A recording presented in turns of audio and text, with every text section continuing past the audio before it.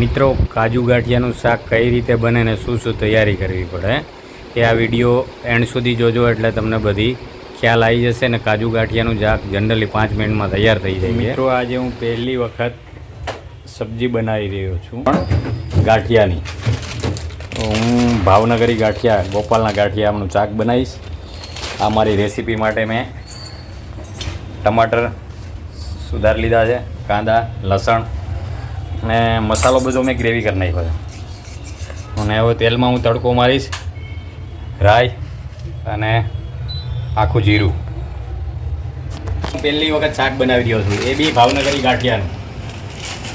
આપણી પહેલું સબ્જી બને છે, કેવું બને. હવે આપણે આમાં રાઈ થોડી નાખીએ છીએ, બરાબર. આ ગ્રેવી તો મેં પહેલાંથી બનાવી લીધી, બરાબર. તો ગ્રેવી હવે હું નાખી દઈશ. લાવી દો, આમાં પાણી નાખી દો, બરાબર. ડૂબી જાય છે આપણી.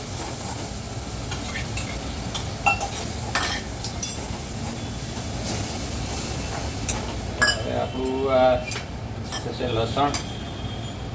લસણ જાય છે, હવે ટમાટર જાય છે, બરાબર.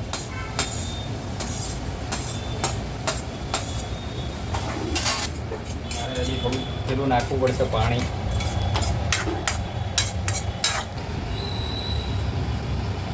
લીલું મરચું નાખવાનું ભૂલાઈ ગયું, તો આપણે ઉપરથી નાખી દઈએ. એવું કંઈ જરૂરી નથી કે અંદરથી પહેલાં જ નાખી દો.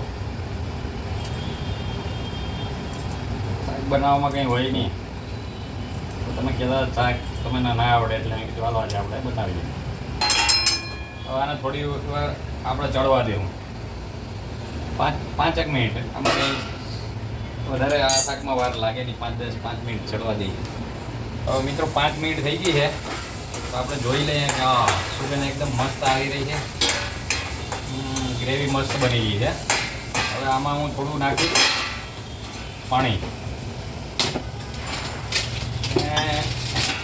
ગાંઠિયાનું બનાવતા કે આમાં આરે કાજુ નાખી દઈએ, કાજુ ગાંઠિયા બનાવી નાખીએ. તો આપણું પહેલું શાક છે જિંદગીનું, તો કાજુ ગાંઠિયાનું કહેવાય. એટલે હવે આને થોડુંક હજી 2-5 મિનિટ ચડવા દઈએ, પછી આપણે આપણા ગાંઠિયા અને કાજુ નાખશું. અને માથેથી આપણે નાખશું ધાણા.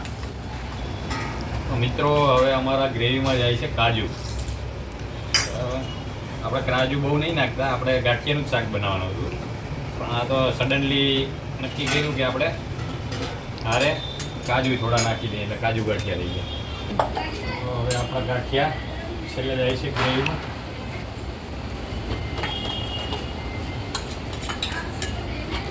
આ ગાંઠિયા છે ને એ આ રસો ચૂસી લે છે.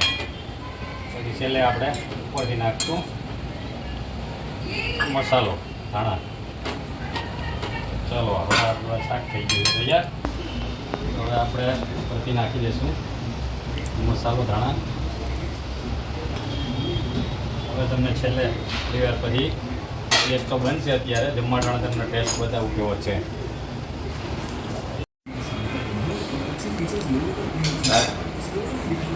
તો આપણું કાજુ ગાંઠિયાનું બનાવેલું શાક જિંદગીમાં પહેલી વખત સબ્જી બનાવ્યું છે. હવે ટેસ્ટ કરીએ કેવો છે.